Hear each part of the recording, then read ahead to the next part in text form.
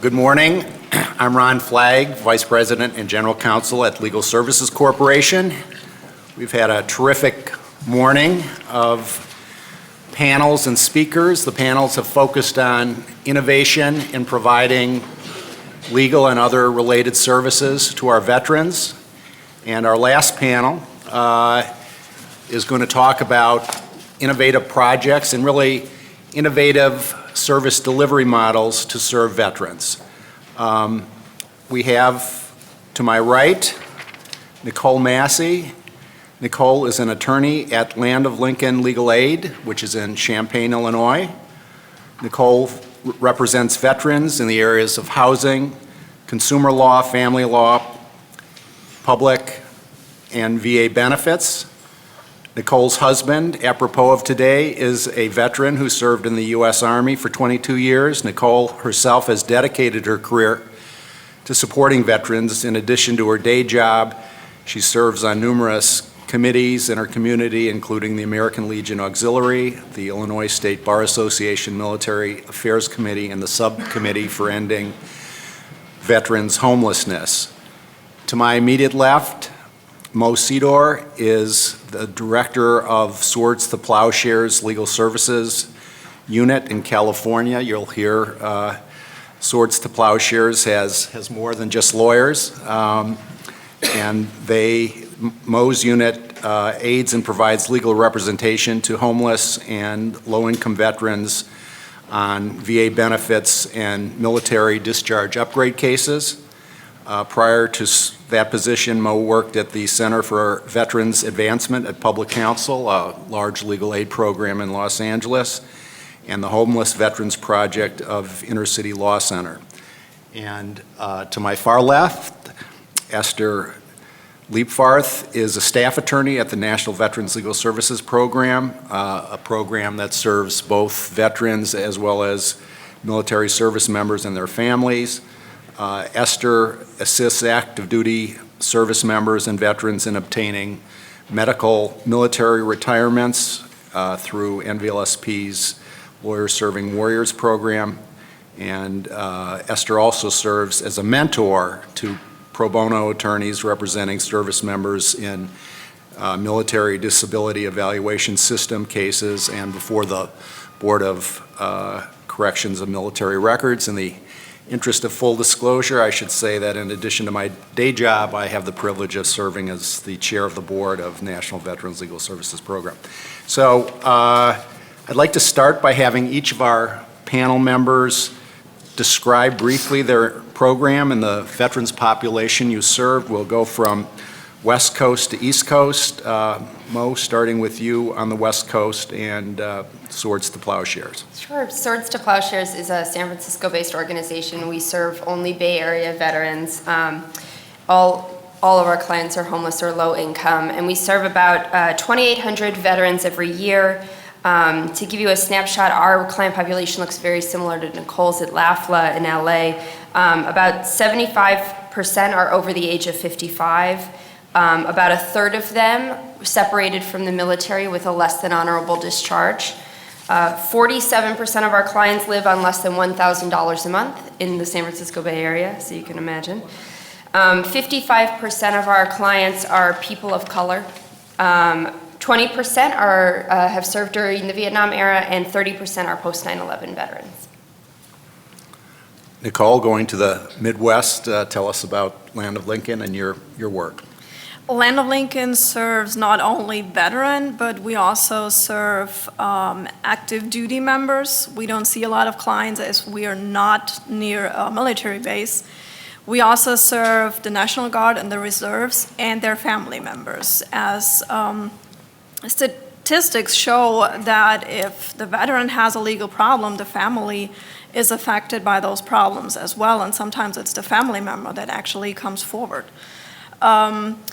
We are set in a very rural area, so our office with 5 regional offices covers 65 counties. We don't have our veterans very centralized, so one of the main difficulties that we face is how do we reach the veterans in the very rural areas, and how do the veterans actually find us? when it comes to the population and the age groups, I think our numbers are quite similar. We serve a lot of veterans from the Vietnam era. In the recent years, we see more of the 9/11 veterans, past 9/11 veterans. That's the younger generation that luckily finds the way to our offices. And we're going to talk about how you overcome your geographic challenges in a moment. And Esther, how about National Veterans Legal Services Program? National Veterans Legal Services Program is actually headquartered in Washington, D.C., but we are a nationwide program. We have active duty service members and veterans from all 50 states, Puerto Rico, and overseas. There is no income qualification for our services, and the services we provide are purely legal. And in terms of the age demographics, for our VA Court of Appeals for Veterans Claims, they tend to skew towards the Vietnam era and Gulf War, but for my practice area, which is medical retirement, they're predominantly post 9/11, with some Vietnam era veterans, and then obviously my active duty service members are post 9/11 with a few Gulf War. Just think about this for a minute because it's something that has popped up in all of our panels. I think of the Vietnam War as being a long time ago. It occurred during my childhood.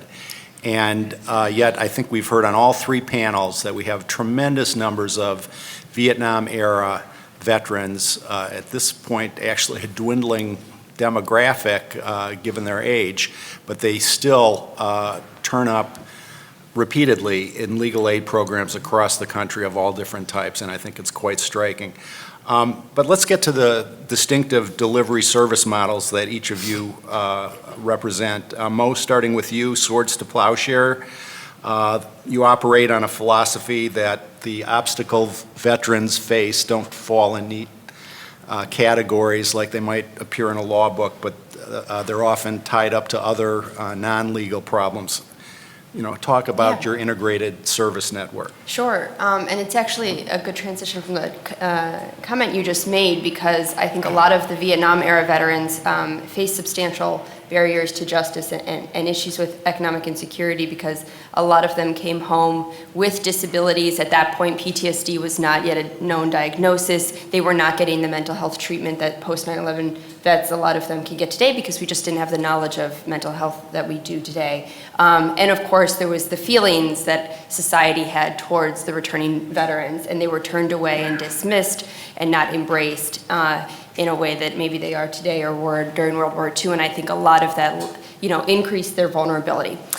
So Swords to Plowshares was founded 45 years ago by returning Vietnam-era veterans who were seeing a great need in the Bay Area that was not being met by the government, by the VA. For a lot of those who were coming back from war, who were struggling with mental health, struggling with substance use, this was impacting their ability to work, keep their housing. And so it was founded with this mission that it wanted to address sort of all of those needs and have a holistic approach to veteran care. And in addition, a focus on folks who did have mental health conditions and folks who were turned away from the VA because they were separated with a less than honorable discharge. It was spoken about earlier today, but so often folks manifest mental health conditions in service that are construed as misconduct, like self-medicating with drugs or alcohol, or going AWOL to get away from a stressful situation that we now understand are symptoms of their mental health condition, but unfortunately leave the service with a less than honorable discharge and are told they are not veterans when they go to the VA and try to get help. So that continues to be the client population that we focus on today, the most vulnerable of the veteran population. And to meet the goal of providing holistic care, we do a number of things. We provide housing. That's our biggest project at Swords. We have 5 permanent housing sites in San Francisco, 2 transitional housing sites. We also provide rental subsidy, move-in assistance, and other housing benefits. And every night, there's about 400 veterans who would otherwise be homeless in San Francisco that are housed in our projects.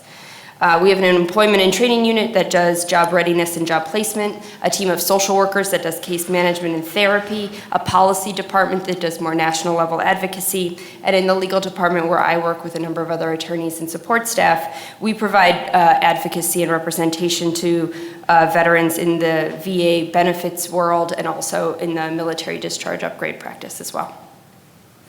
Thanks. Nicole, you referred to your location, and in Illinois, Land of Lincoln Legal Aid and its partners try to make sure that there's no wrong door for a veteran, whether they enter a facility physically or by telephone or over the internet. Could you talk about how you do that and the ways you work with your partners to serve veterans?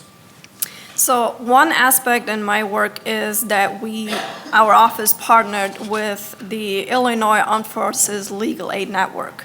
That is a statewide hotline that veterans can call, and they provide legal services, civil legal services, and in the main areas where we see that there is a great need, which is family, housing and consumer law issues, public benefits to secure additional income.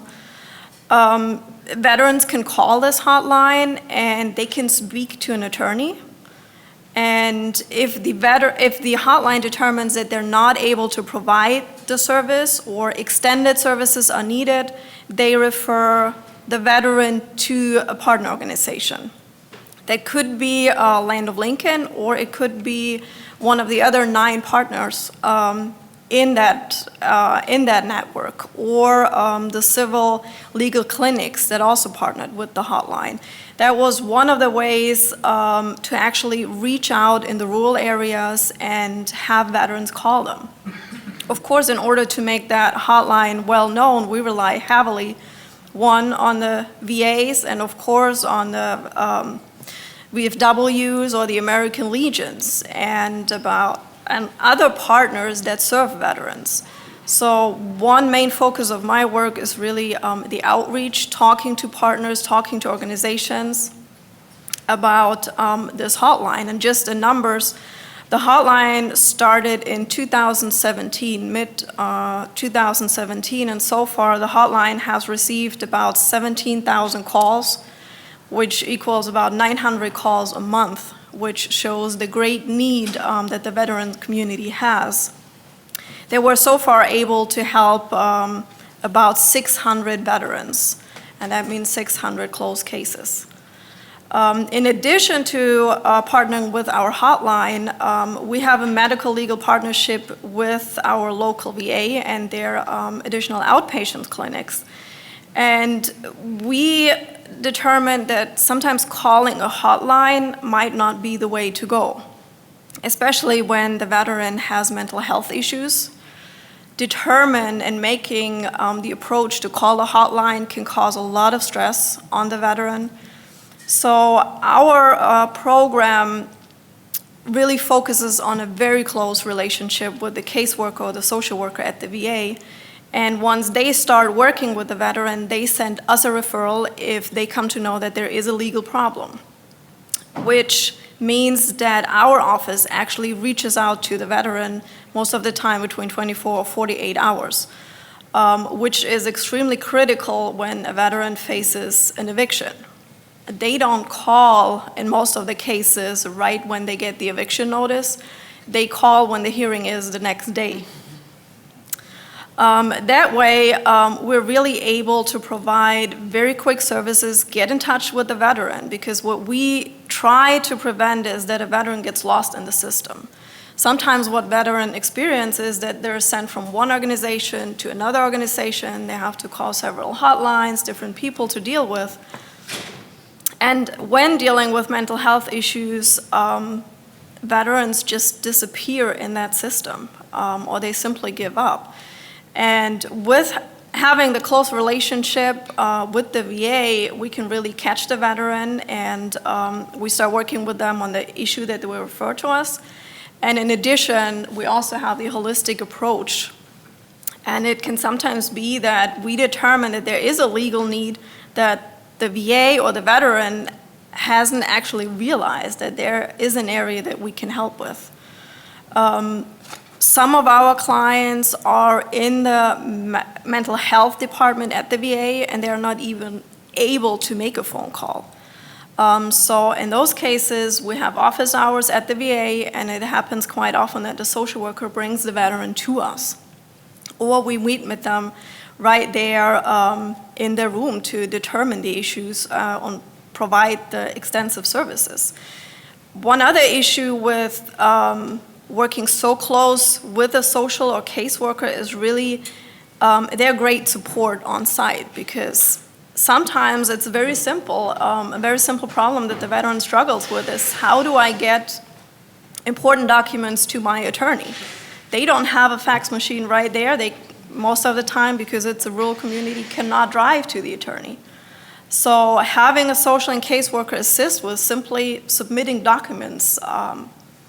For example, I recently had a veteran that deadline for his SSI appeal was fastly approaching. There is no time for the veteran to actually give us those documents. They cannot just come by the office because there are several counties away. But working with the VA and getting the referrals from them really helps. And the additional point is the trust factor. If the social worker at the VA talks with the veteran and is able to have the connection and refer them to us, it creates trust, and it's the icebreaker at the beginning, because they know who they're dealing with. They know that our attorneys have a good reputation. We're there, we step in. And we try to deliver our services fast, and it has proven in the past that the referral system that we have and us reaching out to the veteran is beneficial. I'll come back to you in a moment. Esther, National Veterans Legal Services Program serves people around the country with lawyers almost entirely in Washington. So talk about how you do that, and what kind of, NVLSP serves a broad array of different legal needs. Talk about that as well, please. Sure. So National Veterans Legal Services Program, and I'll abbreviate NVLSP for short as I speak, started in 1980 as a discharge upgrade program. It eventually evolved after we successfully were able to get the VA to recognize legal advocates, or allow for legal advocates before the Court of Appeals for Veterans Claims. Today, we have 3 branches of our program. We have our Court of Appeals for Veterans Claims litigators. So in-house, each year, they serve about 500 distinct veterans with their appeals before the Court of Appeals for Veterans Claims. We have our training department. Our training department writes the Veterans Benefits Manual that's used by veteran service officers, probably used by other legal clinics, used by active duty folks, and we publish that. And then we give trainings across the country. And then we finally have our pro bono arm, which is Lawyers Serving Warriors, which is what I'm part of. Lawyers Serving Warriors, and actually NVLSP as a whole, is only dedicated to providing legal services. So within Lawyers Serving Warriors, there's distinct categories that we provide assistance with. We provide assistance with discharge upgrades, with medical retirements, with combat-related special compensation, and with VA claims, initial VA claims, but only for service members and veterans who experienced a military sexual trauma. In all of these facets, we have cases before the administrative bodies, and we also have litigation, and we also have appeals to the administrative bodies. So that seems like a lot to do for a pretty small staff of about 7 or 8 attorneys. We flourish, and the way we are able to work is through a large partnership with large law firms and the legal departments of our corporate partners. And so these pro bono attorneys, is what we call them, provide their services, and we provide the mentorship and guidance. That mentorship and guidance starts with us screening a case. So each one of the staff attorneys, like myself, will have a specific niche. Mine is medical retirement. Medical retirement is a benefit that is outside of the VA. So most people, when they think about veterans benefits, they're thinking VA money and care. Medical retirement actually compensates a veteran or an active duty service member for an injury that brings about the end of their service. So these are some of your most critically injured or service members. We have your amputees, but we also have a lot of hidden injuries. And so basically what happens is these service members and veterans apply for our services. Either they hear about us through word of mouth, meet us at a clinic, one of our partners refers them, and then we screen their cases. If we think there is merit to their case, not meaning that we think they will win, but that we think we can help, we'll screen it. We'll write it up. Each staff attorney will write a brief saying, here's the basics of the case. And then we will place it with one of our vast pro bono partners. We have over 50 law firms and at least 20 corporate partners. And we stay on board throughout the entire process. So if there's a hearing, I'm at the hearing. If there's a brief, I read the brief. And that goes for all of my colleagues as well. And I think the big advantage, the way we can provide more, is kind of the each one teach one philosophy, is that as an individual, I could probably help 10, 15, 20 people a year. But as a mentor, and in this capacity, screening cases, in any given year, I probably have 75 cases. Within LSW, we have over 500 cases a year, where we provide direct services to veterans of all eras. And what we hear from our pro bono partners is they're looking for ways to contribute. But it can be scary if you're not a veteran, if you're not a service member, if you have no connection to that world. It can be a very daunting process, even if your heart is in the right place. And so what we do is we facilitate these services. And a lot of their staff, like myself, has some connection to the veteran and active duty service community. My husband has been serving in the Army and is an active duty officer for 18 years. My colleague three of my colleagues are veterans. And then we're a staff of 8 in LSW. And so, in a nutshell, we help people and help service members and veterans through our large network of pro bono partners. Thanks, Esther. So Esther has started to talk about collaboration and pro bono, and I'd like to talk to Mo and Nicole about that as well. Mo, could you tell us about the Veterans Quarterly Roundtable that you work on? Yeah, absolutely. And I also just wanted to plug Esther's pro bono program. I'm one of her pro bono attorneys, and I have a case through with NVLSP, and they're absolutely wonderful. So I recommend them. So the Veterans Law Quarterly Roundtable was founded by my colleague Melody Osuna and I when we were working at the Inner City Law Center in Los Angeles.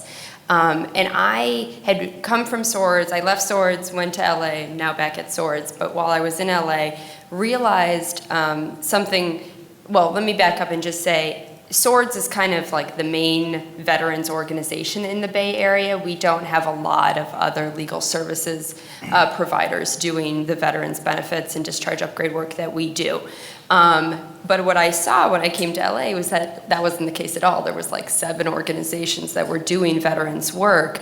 And LA, of course, is gigantic, and it takes 45 minutes to get down this block. So like, we're kind of siloed away. And so VLQR, Veterans Law Quarterly Roundtable, was started in an effort to try to bring all of those players together to create a space where we can be in community, we can discuss our casework, we can do trainings, and have a space where we discuss law updates, and then go to happy hour after. And so it's been very productive because not a lot of people do this area of law, and it's really helpful to have just conversations with those who do, so we can shoot ideas around and strategize and try to figure out the best way to serve a very large impoverished veteran population in Los Angeles. And then the other main way that we collaborate at Swords is with pro bono attorneys. And it's been a struggle of mine Before I became legal director, I was the pro bono manager at SORTS for a number of years. It's been a struggle of mine to figure out exactly the best way to plunk pro bonos into this work. You know, we heard in the first panel there's a lot of clinical opportunities where they can come in for a few hours. I think, you know, the downside of that is then, you know, you do that and you've intaked 35 veterans that are now on Nicole's docket, and it's just Nicole. So, you know, there's a lot of things that we need to tweak around how we leverage the private bar to meet this very critical civil legal need. Thanks. Nicole, talk about your collaboration with the Salvation Army, because collaboration and cooperation are not just with pro bono lawyers. That's absolutely correct. So veterans work depends on networking and knowing the partners in the community, so we can assist a veteran finding the right organization that would be able to help him. So saying that, one focus of the collaboration with the Salvation Army is veterans homelessness. And we have monthly meetings with the Salvation Army. It was created through the subcommittee to prevent veterans homelessness. At that meeting are various organizations. We discuss veterans in the community that face homelessness or are currently homeless. And we also have the chance to discuss the services that we provide. So the partners know each other. We know where we have to send a veteran to, so they can get the help. And again, networking and knowing the partnership is the important key. Yeah, I think it's odd because we all know that there are literally hundreds of thousands of veterans around the country who need legal services, but it's not always easy to find them, to find the ones for whom legal services will make a difference. So innovative outreach and collaborating with partners to identify those folks, and we've heard about that from all of our panels, is critical. So I have a wrap-up question for each of you, and that is, what is a next step for your organization and how it serves veterans? What is, you know, something you'd like to see more emphasis given to? Mo, let's start with you and talk about an issue or two that I know. Yeah.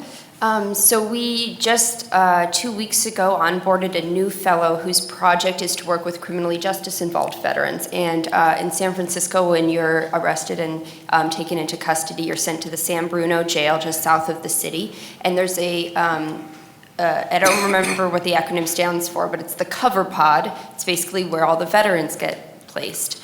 And of course that, you know, if you could plunk an attorney into the cover pod and get them, you know, benefits eligibility and maybe start the VA benefits claims process with them while they're incarcerated, you know, the claim may take 6 months to process so that by the time they get out, then they'll have that income and stability that, of course, will help reduce recidivism.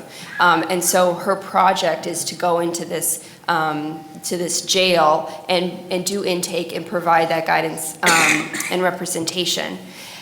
So it's in its nascent stages, though, obviously, and so we're, you know, going to be learning over the next 2 years of her project, you know, what are the hiccups with that, and what are the unique issues to that veteran population, and how are we going to best serve them and try to develop those best practices. And then the other thing I would mention is that we've also developed a project for LGBTQ veterans. So we do a lot of discharge upgrade work for veterans who have less than honorable discharges, but there's a lot of military records correction work that looks very similar to the discharge upgrade work that folks who got kicked out under Don't Ask, Don't Tell and the previous policies that were in existence before that law, to get removed from their military separation document any indication or language that they were kicked out for their sexuality. And then for trans-identified veterans, being able to change the name on their military document to reflect their legal name today so that they have that consistent identity documentation. So when they go to a job interview or a social services provider and they need to prove their veteran status by handing over that DD-214 separation document, it doesn't say a name that's inconsistent with the name on their driver's license or their gender presentation today, and they're necessarily being outed and exposing themselves to risk of discrimination and worse. And so those are services that that we're adding to the work that we do at Swords. And again, the panel before talking about how it's hard to outreach women veterans because maybe they didn't have a great time in the military and they associate the VA and veteran spaces with that negativity. That same obstacle exists for LGBTQ veterans. And so we're finding we're needing to go out into the Castro, into the LGBTQ center in San Francisco and all of those neighborhoods to identify folks and tweak the language, not are you a veteran, but have you served in the military? And those language tweaks allow us to capture these clients that are not getting the benefits and the services that, of course, they've earned and deserve. So those are two things we're working on right now. Thanks. Nicole, I know you wanted to talk about expungement and child support arrearage. That's absolutely correct. So one of our efforts will be in the future to focus together with our local VA on expunging or sealing criminal records. It appears that those are sometimes the reason why a veteran can't find housing, especially when it comes to subsidized housing, or can't find employment. And we will expand our efforts and work with the VA to create clinics and sessions to advocate and reach out to veterans to take that additional step. The other effort that we will focus on is child support issues. Some of the veterans, I would say a great majority, they have huge arrearage in child support, and that prevents them from getting their driver's license. They have garnishments, and that is an effort that we will conduct in the future to helping them with their family cases. Sometimes it's as simple as changing a court order, but it hasn't been done in the past. Esther, last word. I think you wanted to talk about PTSD, particularly among some of our older vets. I'm actually going to focus on the nexus between misconduct and mental health. Currently, we're addressing it post-discharge. There's plenty of policy memos that the Department of Defense has issued. However, there's no place within the military, and quite frankly, no legal services organization addressing it for active duty folks. And the issue is that if we address it prior to discharge, we won't have as many discharge upgrades. We won't have as many people denied VA benefits. And so one thing, and it's a passion project of mine in particular, is that we are doing something, we're representing service members in dual processing actions. And so the way that this works is we provide representation for their administrative separations, their court martials, and we provide representation during their medical retirement process in service. All of the branches have a policy that's intended to address both sides of the house. However, they're operating in silos. So I went down to Norfolk this past week, and I was at a special operations clinic that we had set up. And I'm sitting in front of a service member who has deployed 9 or 10 times. He's an EOD, an explosive ordnance enlisted service member. He had allegedly been taken prisoner of war. He also had abused marijuana, had self-medicated, and had some other domestic altercations. He's at risk of being separated with an other than honorable, which means he will lose his GI benefits. It means he will not get the VA benefits that he's entitled to. However, he's lucky that he is part of the Navy as opposed to some of the other branches. The Navy alone has a dual processing procedure by which at least they get a psychological evaluation. That being said, we kind of hope to look as the overseer and make sure that policy gets implemented correctly. And I can say very proudly, these cases are very lengthy, but last year alone, we had 2 service members, both combat deployments, both military sexual trauma survivors, who ended up getting an honorable discharge in lieu of an OTH through the medical retirement process. So what I'd like to change is the way that we view this in service. I haven't figured out, or we as NVLSP haven't figured out how exactly yet, but I think it's something that we need to champion as a whole. So when Esther talks about 2 service members who've gotten discharges on honorable grounds rather than other than honorable grounds, That's bet the company cases. Those are life-changing cases, so thank you. And I want to end our panel today. This is Veterans Day. This is a day we focus on veterans, and today we're focusing on the services that the legal aid programs and their collaborators can provide to veterans. But our panel members on this panel and throughout the day have been people who devote their professional lives to that. So let's give them a big round of applause.